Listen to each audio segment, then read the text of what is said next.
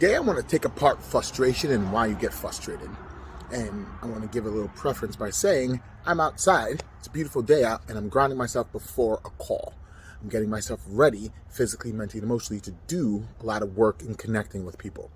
But I want to now bring you to why people get frustrated and why I'm outside. I want you to think about this. I'm going to speak a lot of woo-woo spiritual terms, so all you people that are rock steady on one thing leads to another, I apologize, but this is the truth. This is what's happening. We all understand that there's chakras in line, and your chakras are energy centers inside the body. Those energy centers spin a specific way, they act a specific way, and they do different things inside your body. But what we don't know is how to get access to them.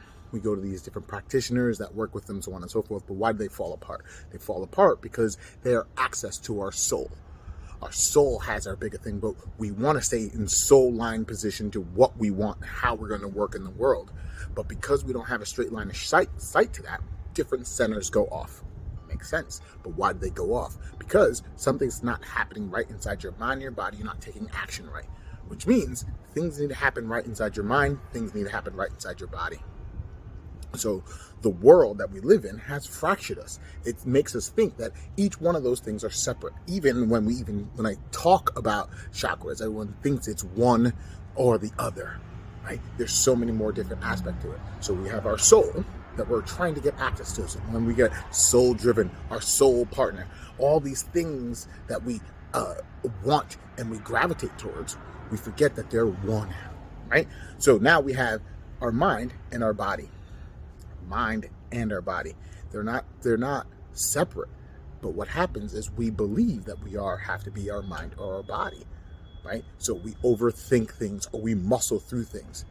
So that brings me to right now, right here, in what I'm doing now. I'm getting myself grounded and ready by sitting outside, drinking my smoothie, getting ready for the call that I'm about to have, getting myself ready by feeling what's happening inside my body. And what that does is syncs up what's happening in my mind and what's happening inside my body.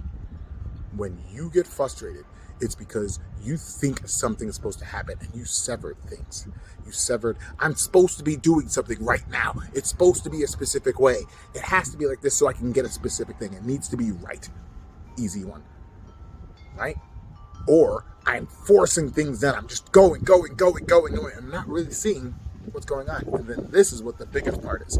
When you sever these two, you lose access to what you're emotionally feeling. You lose aspects of yourself, which means you don't really tap into your emotional side.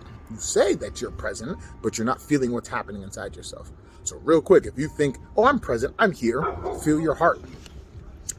Can you feel your heart? And if you can't, you're not inside your body because your heart is always beating. If you can't instantly say, oh, I feel my heartbeat, you're not completely here. That's why I have something textured, a smoothie. Every time I drink it, I feel the sensations that's going down my body, which then brings me back into here. I feel the sun on my face, how warm it is, but yet it's cold outside. All those things bring you back here, and that's why I can feel my heart like that. And once that happens, you start to realize you have access to your emotional self, aka your inner child, and that is what's doing all the driving. So when you start to get frustrated and you start overthinking or really digging your heels into something a way it's supposed to be, you are now actively disengaging from your inner child, your emotional state, and you're pushing it away. Which then your inner child says, I don't want to be left behind, and it throws a fit. Or it hides in a hole and it doesn't want to be touched. It needs to be done. And that's why you have all these massive mood swings. And I talked about it before. You have to start understanding.